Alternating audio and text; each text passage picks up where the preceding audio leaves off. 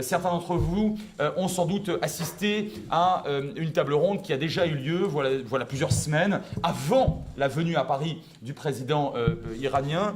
Et nous avions déjà travaillé sur des thématiques de fond liées à l'Iran, à la République islamique d'Iran et aux caractéristiques à la fois ultra-autoritaires de cet État et aux mensonges de ses dirigeants et notamment aux dissimulations du président de cette République islamique, à savoir M.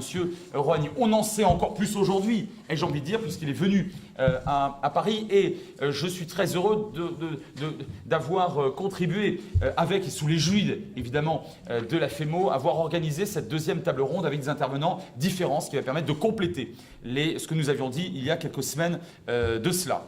La venue en France du président iranien a marqué rien d'autre que des contrats. Alors, vous allez me dire, surtout vous, en grande école de commerce, de management, que les contrats, c'est important et que, au fond, c'est ce qui fait un petit peu la pâte de la pizza des relations internationales. Vraiment, la base, ça ne correspond pas à toutes les interactions entre les États, mais ça y joue, ça y contribue, bien évidemment, pour beaucoup. Le problème est de savoir avec qui on traite. Peut-on faire confiance? Doit-on traiter avec tout le monde, même si nous sommes dans une situation, je parle là en l'occurrence de la France et d'ailleurs de différents pays européens ou autres, avec n'importe quel régime? Est-ce que ça ne risque pas de nous retomber dessus, pour parler très, très égoïstement en quelque sorte? Est-ce que moralement tous les contrats doivent pouvoir être signés? Et puis, est-ce que les attentes que nous avions vis-à-vis d'un président qu'on considère, que beaucoup d'observateurs considèrent comme modéré depuis un certain nombre d'années, sont justifiées? Est-ce que ces attentes sont justifiées? Je voudrais commencer par ce dernier point. La réponse est évidemment non. On a, je crois, beaucoup d'observateurs, soit naïfs, soit complaisants, avec la République islamique d'Iran, ont eu tendance à considérer ces dernières années que le président Rouhani était modéré, mais modéré par rapport à quoi? On n'est pas modéré dans l'absolu, on l'est forcément par rapport à quelqu'un ou à quelque chose, par rapport à son prédécesseur. Alors évidemment, le président Mahmoud Ahmadinejad est un véritable fasciste. Alors la conjonction du fascisme et de l'islamisme radical a donné une présidence dont la deuxième d'ailleurs a été totalement frelatée. Enfin, les élections avaient été totalement bidonnées, au moins pour la deuxième mouture.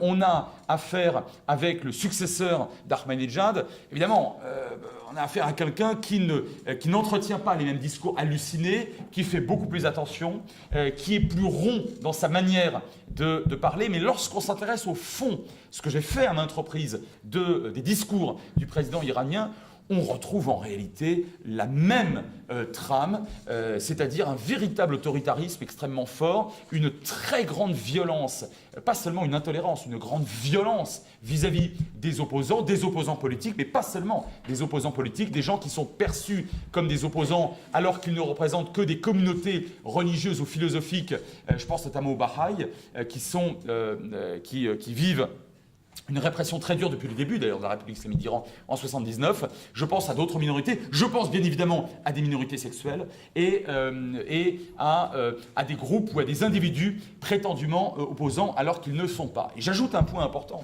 L'un des piliers, l'un des bastions du régime, à savoir les gardiens de la révolution, les Pasdaras, non seulement, non pas avec cette présidence perdue en puissance, mais manifestement, ils ont maintenu leur capacité, leur degré de nuisance, s'ils ne l'ont pas accru. Enfin, dernier point, qui me touche un tout petit peu plus sur le plan professionnel, mais je ne suis pas un grand spécialiste de la société iranienne, donc je n'en dis pas davantage.